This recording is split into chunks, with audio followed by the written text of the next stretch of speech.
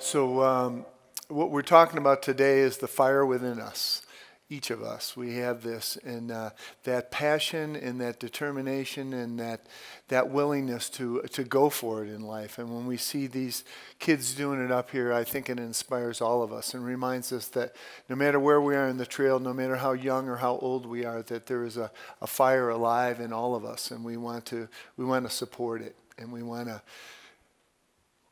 to find it, we want to feed it, and we want to fan that flame. So that's what we're going to be talking about this morning. You know, I like that Youth Sunday always falls in the spring, because it's this time of amazing growth. And we look around us in this time and we see everything bursting forth into color. We see all these flowers and bushes and trees, and they know there is a wisdom alive in them that now's the time for them to burst forth, and that the conditions are perfect for their growth right now. That's the truth about us right now, that the conditions for our growth are perfect. We have everything we need. So what we want to do is align with that power and that wisdom that's alive in us, that seeks to express through us, and to really bring ourselves into the world fully alive, fully awake, fully aware. You guys up for that? Yeah. All right, cool. Well, you've had a great example shown for you this morning of how to do it. So yeah, we're going to talk about that. First thing we're going to talk about is trying to find it, trying to find our passion, trying to connect with our passion. And you know, when we're first starting out, we're trying to figure out what does the world really need? What can I bring to the world that the world really needs? I love what the great Howard Thurman said about that. He said that don't ask what the world needs. Ask what makes you come alive. Because what the world needs is people that have come alive. So we've got to find that. We've got to find that place in ourselves that makes us come alive. Connect ourselves with it. And it can be a kind of a winding journey. I know it was for me a very circuitous route to find where my fire really was. I grew up in the 60s, and for some reason we were trying to beat the Russians to the moon then. I don't know, there was some kind of contest going on, and so at that particular time, if you were good in math and science, the best that you could do is go to engineering school. So that's where I went, to a small engineering school in upstate New York in the frozen tundra up there, and made my parents incredibly happy for me to go there. But I wasn't there too long before I realized, you know, this isn't really my place, and these aren't really my people, but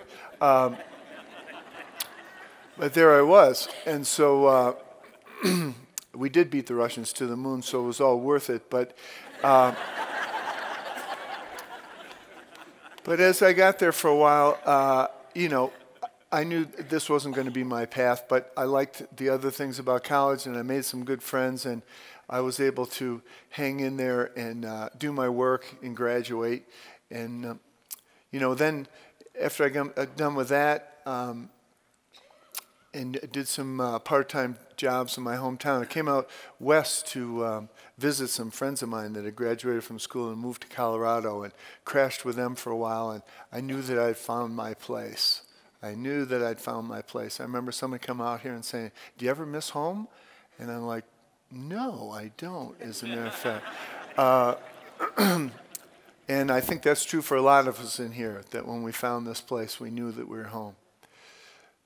So then it was the thing of finding the fire, and I had a lot of part-time jobs, did a lot of weird things, just bumping around, doing things to get things going. And one of the things that helped me during that time was I learned to meditate. I discovered the teachings of Paramahansa Yogananda and started working with those lessons and that teaching. One of the great things for me every year is to hear a kid come out here and say Paramahansa Yogananda. And you knew you were going to hear it, didn't you? You knew you were going to hear it. But learning to meditate was a great thing for me, because it started to bring me inward and to start listening to the wisdom within myself, and to slow me down, and to not be looking so much outside myself for for my verification and for finding my fire. Also, during this time, I was lucky enough to meet Stephanie, and that was a great thing for me, certainly a game changer, and glad that our souls were able to collide in this lifetime here, and such a great gift in my life there. And we started to build a life together and home together, and I actually wound up getting a pretty good job after a while, and I was working construction and finally moved my way up as a surveyor, where I was running a couple of crews and making decent money. I had vacation and I had benefits and stuff, and I also realized that what I really loved was playing music with my friends and writing music and that kind of thing. So, I remember we were coming down from the mountains one time, and I said to Stephanie, I really love playing music. I wish I could do that all the time. And she said, well, you said that before, but you never do anything about it. So,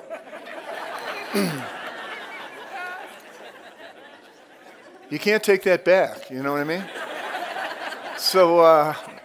So we talked about it a little bit, and about a week later I went in and left that job, and left that good job that paid good money and paid the bills, and started playing music in coffee houses for tips with a friend of mine. And Stephanie said, well, we'll try it for a year and see how that goes.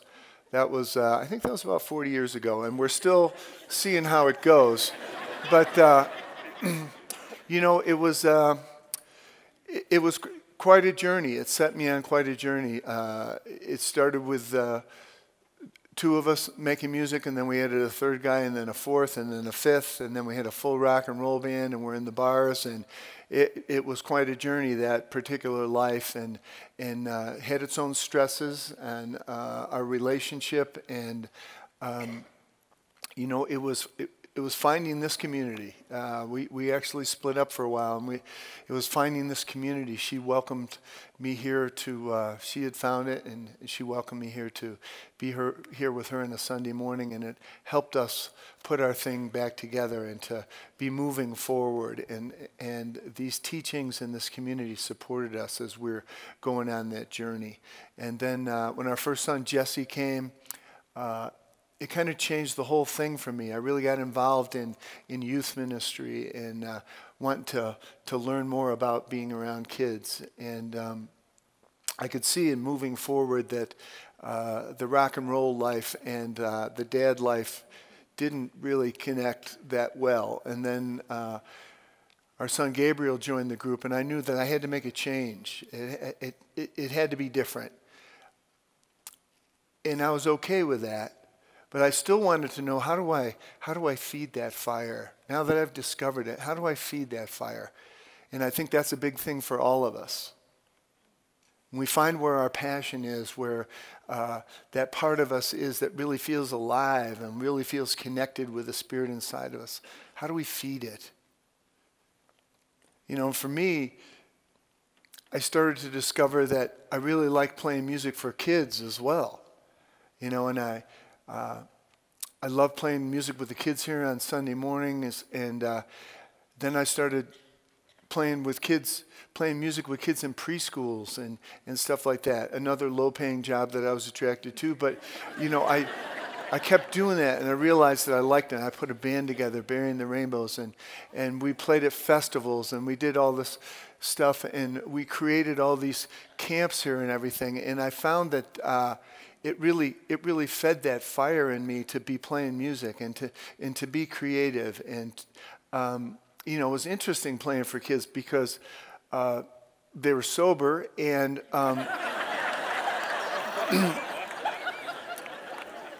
they weren't always blowing smoke at me when they made requests. So it was kind of cool. But I really found that I connected with my passion there, and that music and kids were a great combination for me. And it really helped us build this thing that we're doing here just by following that passion and by following my intuition and trusting my intuition to guide me where I needed to go. And so I think when we're talking about feeding the fire that's alive in us, in all of us, we need to trust our intuition, and that's a big part of our teaching here. is intuition. It's a big part of it. Albert Einstein said that the intuitive mind is a sacred gift and the rational mind is a sacred servant. We have created a society that honors the servant and has forgotten the gift. We want to follow that gift of our intuition. You know, we've been studying in one of our classes in the Essential Ernest Holmes on Friday mornings. We've been studying about intuition and science. And one of the cool things that Ernest Holmes said that the masters throughout the years have intuitively known the truth, have gone in through the front door of spirit. But in our culture, we really love science. We are a science people and we want proof. So we want to go in through the back door of spirit and we want to prove it. And I think it's important that we look for proof. And in this time that we're living in now, we can see that the great pioneers in science, like many of us know Joe Dispenza's work and Greg Braden, and that we're really proving these principles that our spiritual practice will indeed improve our lives, will improve not only our outlook, but the way that we get to show up in the world and do things. And what Holmes said is, if you go in the front door of intuition, or if you go in the back door of science, when you get into the living room, you're going to see the same furniture. And I love that. I love that. I love that. So a big part of our teaching here is to connect with and to trust our intuition. It's an important part of it. Ernest Holmes talked a lot about changing our beliefs. Changing the things that no longer serve us and aligning ourselves with things that we know are true, that we can feel are true within us. And to not let other people talk us out of it. He said something really cool. Change your belief and you can change your world. Don't let anyone tell you this isn't true. Those who have used it in the right way have proved it to be true. Those who have never tried it know nothing about it. Leave them alone. So in this time that we find ourselves in now, there's a lot of comparison that's available to us. You know, because of social media, these kids that are up here on the platform today have never known the world without the World Wide Web. They have never known the world without a cell phone. This is the world that they're in. And it's a world of comparison. Theodore Roosevelt said that comparison is the thief of joy. When we compare ourselves to other people all the time, we don't have enough. They've got more than we do. Why are they having more fun than I am? Why are they on a beach someplace and I'm still sitting here in my room? There's a lot of comparison that goes on. So we have to be aware of that and we have to see, what is our part? Where do I feel my joy? Where do I feel my joy? Because other people can squash our joy when we have an idea, when we have a feeling that something might be really good. And when we tell other people, they're like, I don't know. And then we start to doubt ourselves. I love what Emerson said about this. And this is before the internet, mind you. Emerson was talking about that comparison thing. He said, whatever you do, you need courage. Whatever course you decide upon, there is always someone to tell you that you're wrong. There are always difficulties arising to tempt you to believe that your critics are right. To be yourself in a world that is always trying to make you something else is the greatest accomplishment. To be yourself in a world that's always trying to make you conform to other ideas. That's why I think the gift of this teaching is, what the gift of our spiritual practice is, and why it's so important for us to stay with our spiritual practice, to connect with that power and that wisdom and that light that's inside of us, and to know it, to intuitively know it, and to trust it. So if you've got some great idea, keep it to yourself for a while. You don't have to show it to other people. You're not alone in it. Spirit is supporting your idea. Spirit is supporting your dreams always. And that's how we feed that fire. Our spiritual practice feeds that fire that is alive in us. Spirit wants to express through us in the world. So our practice unifies us with that power and brings us into the world. The last thing I wanted to talk about is about fanning the flame. How do we fan the flame of that fire once we get it going? How do we keep it going? And I say that it's prayer. It's our affirmative prayer. And I know when I'm teaching Beyond Limits, we talk about the words that keep us from getting to the party. For a lot of people, it's the word God. I'll be talking in Beyond Limits the first night. I'll say the word God. I can feel people going away. And I'll say, all right, how many of you, when I say that word, you got problems? About half the room puts their hands up. You're feeling the same thing. I know you are. Don't raise your hands, though. Because we got ideas that are attached to that word. And we need to heal those ideas. If we need to say different word, divine presence, universal spirit, divine mother, Bubba, whatever it is, there's something that's alive in us. And it isn't out there. It's in here.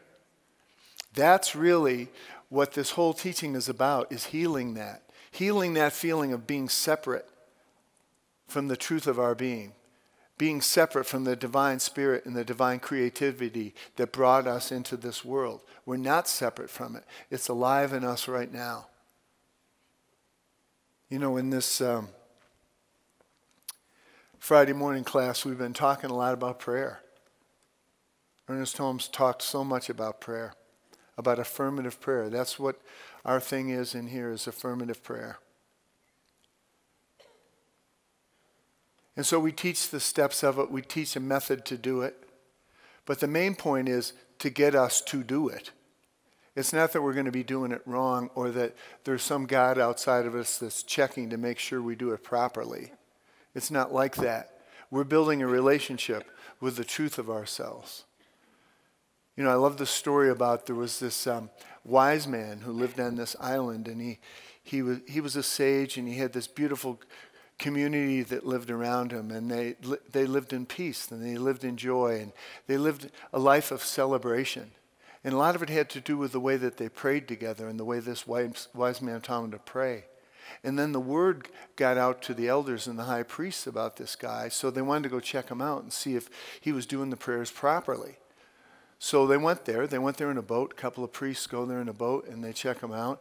And they listen to him praying with his people, and they're like, man, he's doing this whole thing wrong. So they stay there with him for a couple of weeks, and they teach him the prayers, right? And they're working on doing the prayers correctly. And so after a couple of weeks, they say to him, do you think you got this now? And he's like, yeah, I think I've got it. I think I got these right. So they say, okay, we're going to go back. So they get in their boat and they start going away. They look out and they can see him walking across the water towards their boat. And he says, I'm sorry, I've already forgotten what you taught me. So it's not like we're going to do it wrong. It's like we want to be building a relationship. It's about building a relationship. One of the great ministers that I've studied is a guy named Harry Emerson Fosdick, who was a great minister in New York City in the Presbyterian Church in the 20s, 30s, and 40s. And Riverside Chapel in New York, he was the first minister there, this beautiful cathedral in New York City. He said this about prayer. Prayer is the hospitality of the soul, entertaining the Most High. True prayer is affirmative. It turns its back on our miserable needs and stretches out a taking hand to appropriate the inexhaustible resources of the divine grace. True prayer is affirmative. That's what we teach here. And as we've been studying this, as this class that we've been teaching on Friday morning, we have this beautiful Friday morning church that gathers together. And we've been talking about what prayer is. And the fact that our prayers don't really go anywhere because we're already there. And we talked a lot in the last couple of weeks about praying for other people. When we want to pray for other people, we still hold on to this idea that our prayers are going somewhere out to God, and God is judging our prayers, and there's some whimsical judging God that is deciding whether these prayers are good enough. That's That's not what's going on. When I pray for you, I'm not trying to convince you of anything. I'm trying to convince me of how I see you. When a practitioner prays for someone else, the practitioner is praying in their heart, in their mind, in their soul, because we're already part of that one soul. Ernest Holmes said that affirmative prayer is the act, the art, and the science of inducing thought within the mentality of the one praying. That's what it's about. Because we're already connected, all of us. So that's what we were really cranking on in this Friday class the last couple of weeks, about that idea of how do we pray for someone else? And I love this thought here. Holmes said that the practitioner loves the person they're praying for back into their own center. Loves the person they're praying for back into their own center. They don't establish that person in truth, in God, or in life. They merely take them by the mental hand and lead them back into themselves. The whole effort, whether we pray silently or out loud, is to establish that person in their own spiritual center. I love that. We love that person back into their own center. That's what we're doing in prayer. So we're having some great discussions about this. Writing about it, talking about it. And then a couple weeks ago, a woman that was in the class had an experience of this. And she shared it with the class. And she said it was okay if I shared it with you today. So she was a mom. She is a mom who has a couple of kids, twins, 8.5-year-old twins, a boy and a girl. And the boy has a lot of special needs and a long list of medical diagnoses. And there's not much that he can do. He can't speak too well, can't write in sentences. There's not much that he can do. And it's incredibly frustrating for her, all the work that she does, all the work that her family does to try and bring him along and to help him. And they have all these learning things around the house, whiteboards and all this stuff. But it's an enormous amount of effort. And sometimes it just doesn't seem to be going anywhere. She talked about the frustration with that. And then she said, I decided to try this. I decided to try this because one of the things that Ernest Holmes talked about is we've got to feel that connection. Not just think about it, but feel it. And pray until we feel it. She said, so I decided I would give it a try. And her husband and her daughter were home as well as her son, so she knew that he was safe. And so she went into a little room by herself there, and she said she just sat down and decided to just take the time that it took until she could feel something. And she said it took her about a half an hour of sitting there, of unifying herself with the Spirit within her. I'm just trying to feel it, that she was alive in it, and then it was alive in her. And she said after a certain amount of time, she started to feel it.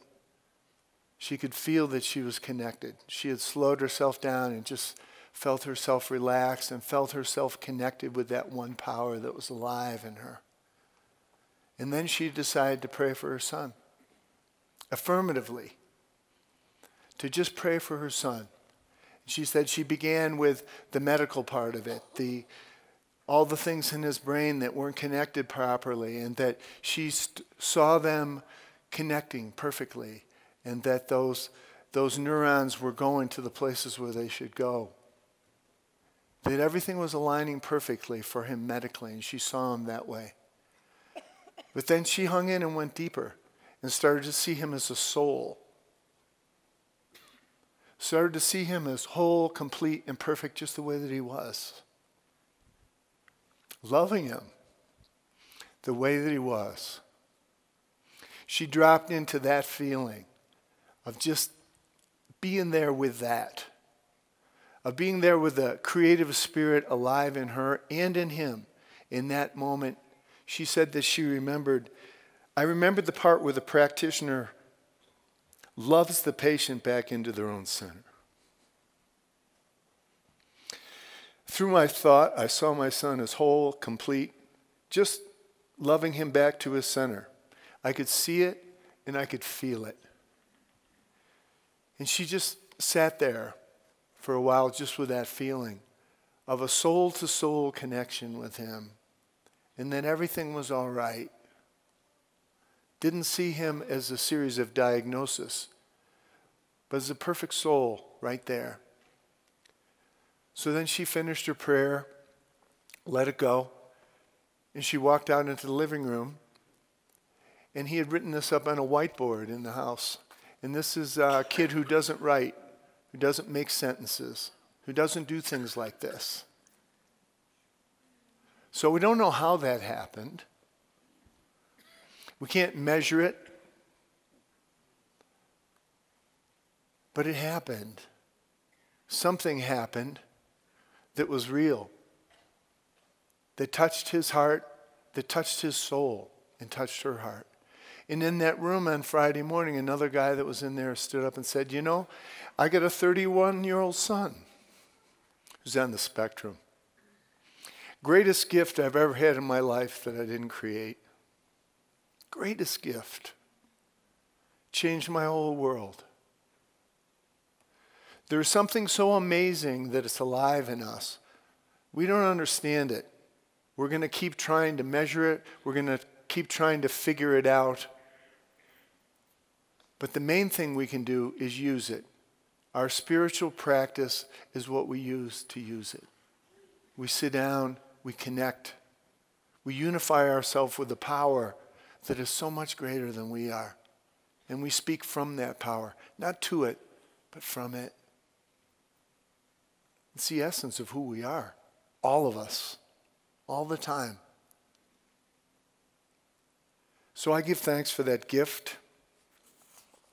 I give thanks for that power. A lot of us think, boy, I wish I would have had this stuff when I was a kid. Anybody here thinking that? Because we learned a lot of weird stuff when we were kids about God. He seemed to look like Charlton Heston, and he was always up on a cloud somewhere. Seemed to be angry a lot.